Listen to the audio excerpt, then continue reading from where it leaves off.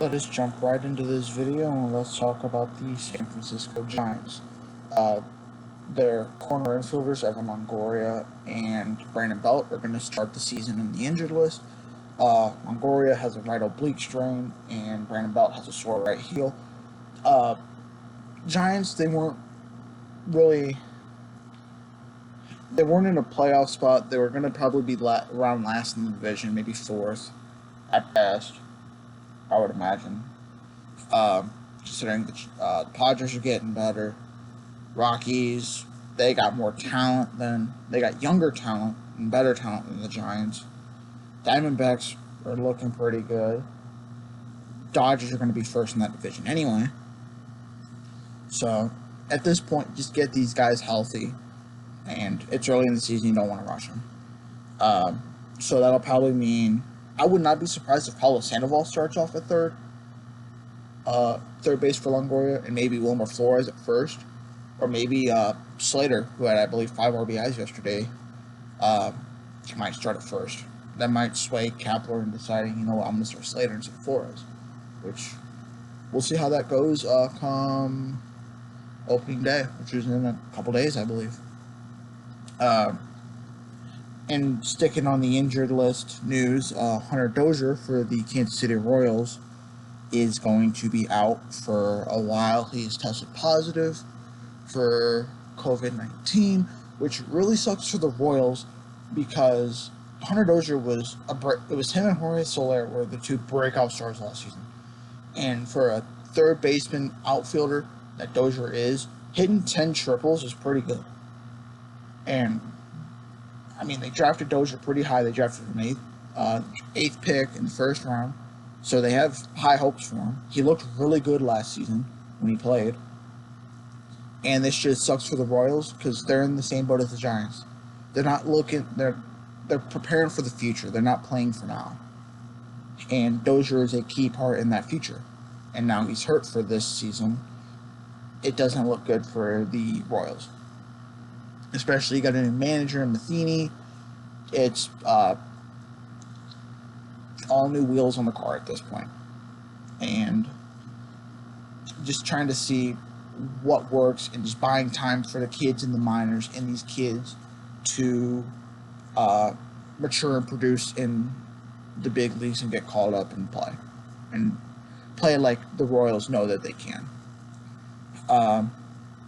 Speaking of the Dodgers in the earlier segment, I don't know why I said that.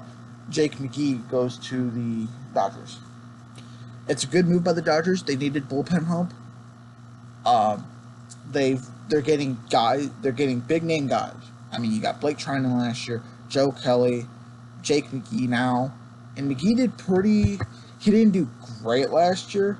If you look, he did a lot better last year than 2018, where he had a 6.49 ERA in 61 games. And about 16 less games, he had a 4.53 ERA with 40 through 41 and a third of an inning. He gave up 47 hits and got how many? Yeah, he did pretty well.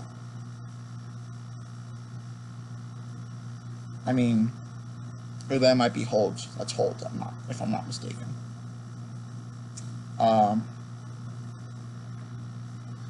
If the bullpen gets hot at the right time, and it don't even need to be all the bullpen. It don't need to be Kenley Jansen. It don't need to be Joe Kelly. It doesn't need to be Blake Trinan. It doesn't need to be Jake McGee. But if one of those 4 or 5 guys, if anyone in that bullpen gets hot at the right time, that bullpen's going to be underrated. Considering Trinan had a down year last year, Jake McGee did as well. Kenley Jansen did not have a good year last year. Joe Kelly was the one that gave up the bomb to Howie Kendrick in the divisional series. So it's going to be interesting for the Dodgers. Now you have the offense is going to be there for the Dodgers. It just is. When you have world-class talent, especially in the outfield, and you got Justin Turner, you got Muncy at first. Gavin Lux will be there. Won't be right now, but he will be their second baseman at some point. And Corey Seager at short, you got all the talent. It's just limiting runs. And that's what they need to do. And I believe that helps them immensely by getting Jake McGee, who is a solid arm. Not what he used to be with Tampa and early year with Colorado, but he is a serviceable left-handed reliever that can be dominant. And if they use him correctly, which history shows they won't in Dodger world, they won't, or they'll leave him in an extra inning, or take him out or inning too early, or whatever. That bullpen can be really good. Speaking of going along with the bullpen, St. Louis Cardinals decided to start Kwang-Hyun Kim, the Korean baseball player that they signed in the offseason, which seems forever ago at this point, to be their closer. Why is he the closer? Jordan Hicks opted out for the season. So he's not going to be playing, which absolutely sucks for St. Louis. But how much game time was he going to play, considering he just came off of, I believe, Tommy John surgery? So how much was he going to play in this season anyway? That's kind of up in the air. But Kim's going to get the start at closer for the start of the season. Now, what happens if he don't work? Well, they have their options. I mean, you still have Andrew Miller, who did not have a great year last year, not what they're paying him for. You have Gallegos, who did wonderful in setup relief in usually the 8th innings, or coming in as closer when they needed somebody. And Ryan Helsley looked pretty good, especially in the divisional series against the Braves. So they have, excluding Kim, they have 3 guys that can have that potential to be a closer. Now, if Kim doesn't work, I would assume it'd probably go to Helsley. You don't want to see Andrew Miller in there, especially what happened last year, with what seemed like every time he came in, he was blowing a lead or giving up. Had a 5-run lead, he'd give up 3. So I wouldn't think they would put in Miller. I mean, I wouldn't be surprised if they did. It's just with that, especially last year, not looking great for Miller. I don't know if they want to risk it again. I'd probably put in Helsley or Gallegos. I'd probably put in Helsley, because you want a guy to keep that lead in the 8th, and Gallegos will do that. Gallegos will keep. He was completely dominant last year and shut down. Dude's great. I believe Cardinals got him in the trade for Luke Voit. Yeah.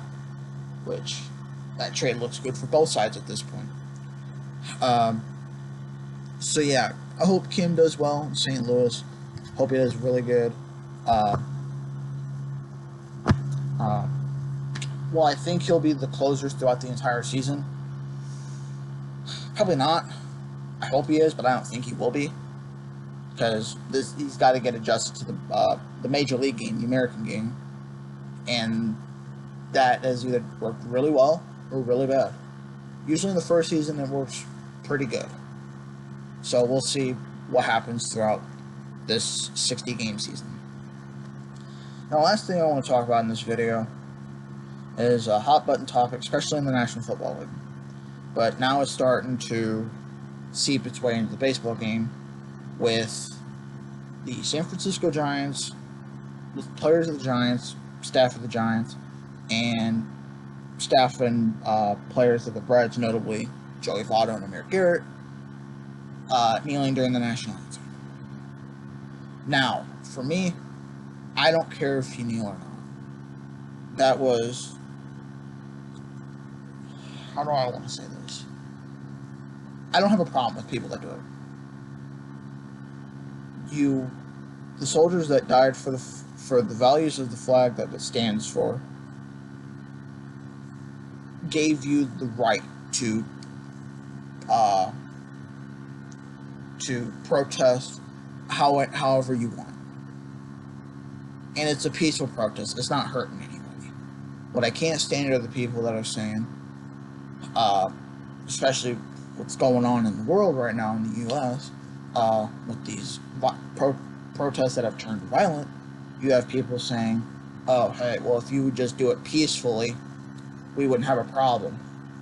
But looking back at the NFL, when Kaepernick would kneel during the games, during the national anthem, people would throw a fit. People got hugely mad.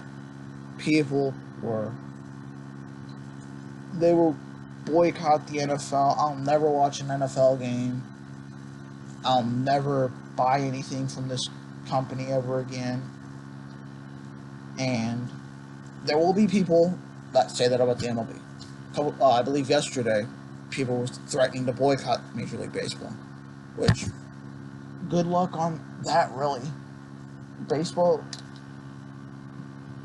Baseball's attendance problem, especially, has been bad. It's not been great. Especially outside of the top teams. It's been bad. And even in some of the top teams, there have been a decrease in attendance. In live attendance. So, with the whole kneeling deal, I don't care. I think if you want to do it, go right ahead. You don't really see the national anthem being played unless you're at the game or it's a playoff game. That's about the only times you'll see it. So, the people that are saying, why are you doing this? Why are you tainting the game? Keep politics out of the game. It's not hurting anybody. At this point, you're just kind of being a petulant child, to me, anyway. Especially when you say, do it peacefully, but when they do it peacefully, you throw a fit. That's the biggest deal. So to end it, I don't mind it. I really don't. Go right ahead. That's fine with me. If you guys like, that's the end of the video. I didn't want to end on that, but that's just the way it turned out. I didn't want to start it first, even though I probably should have. If you guys liked the video, press the like button, subscribe down below, that'd be greatly appreciated. Share this video with all your friends and buddies, and I'll see you guys in the next video, which probably should be tomorrow.